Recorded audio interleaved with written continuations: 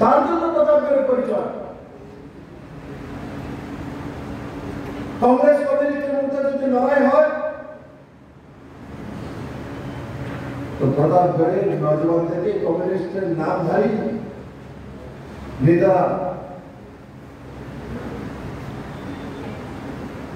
গায়ের জোর দেখানোর জন্য গিয়ে,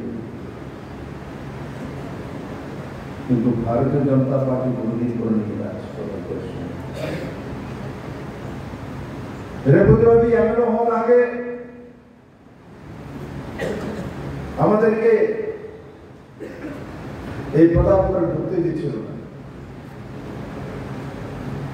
আমার খেয়াল আছে বল করবো আমি ঢুকেছি, আমি ঢুকবো, এই পুলিশ আমাকে না করছে, এসপি না করতে, স্যার পাত্র পারবে আপনাকে মেরে ফেলবে, আমি দেখছি কত তাদের মধ্যে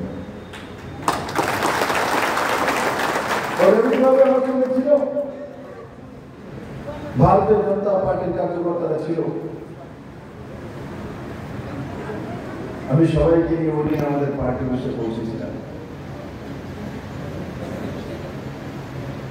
কিন্তু বিপ্লবদের কোনদিনই প্রতাপগড়ে গুন্ডা বাহিনী তৈরি করেনি। ভারতীয় জনতা পার্টির সংস্কারই নাই।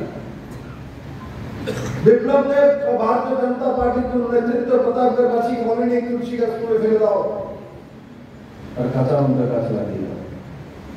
কারণ বিপ্লবদের জানে কাঁচা লঙ্কার যতটা দরকার আছে তুলসী গাছের ততটাই দরকার আছে।